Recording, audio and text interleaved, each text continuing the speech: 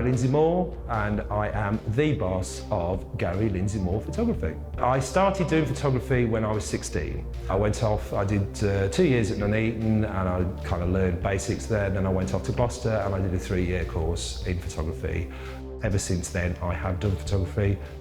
I like glamour, I like the dark Hollywood, I like retro things, I like curios. But then I also like some kind of brand new and bright and harsh things. I am incredibly passionate about not just the end result, it's the experience of taking photographs. If you as a photographer are uninspired by life, you aren't going to find the life and the inspiration in other people. Positivity is kind of very, very infectious. The last that I had a couple of weeks ago, photographing a guy with bunny ears on and a love sign, it was equally as much fun as photographing something that was quite potentially mundane. I still get a lot of enjoyment out of it. There's nothing more exciting than knowing that I'm communicating with somebody through a camera lens. It's that connection and seeing the life and the fire, and it's more of an intense experience, and it's not drawing things out of people, because if you draw something out of somebody, you've forced a moment. To me, it's one of the most beautiful things is this lad wiping a tear from his eye. And I was so privileged to be there about 2 or 3 feet away from him and being unobtrusive enough to let him carry on. And it was a beautiful moment, a really, really beautiful moment.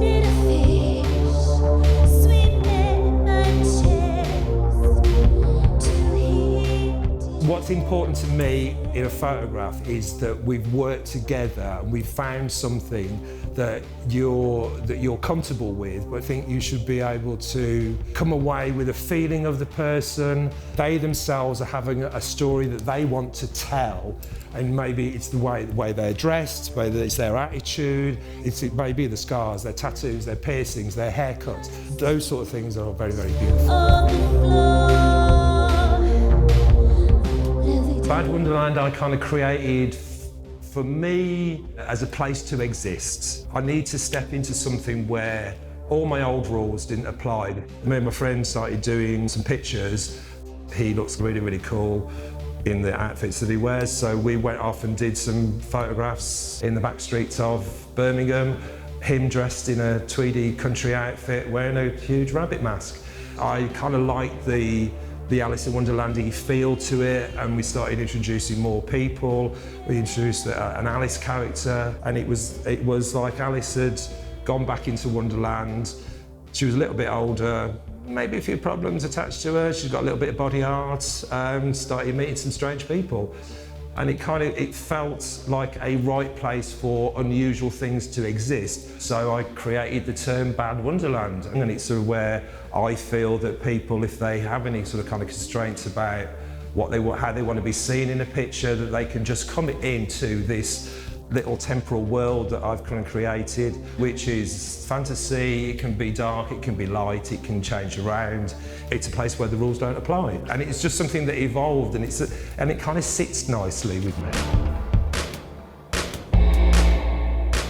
Beautiful chaos is where things that could potentially go wrong, that do go wrong, and they go wrong for the right reason, because it pushes you to go and find something else. Chaos is not bad. Chaos is good. It is the chaos of going out into a field with people wearing animal masks and combating rain and random things like that. And it's pulling all those things together. As a photographer, you should be able to assimilate what is around you very, very quickly and look for the good lights, the bad lights, the things that you can use that look good. It's looking at all the potential that's around you and to say, yeah, okay, let's do that and let's have a crack at that. It initially was a video performance for a singer called Lisa.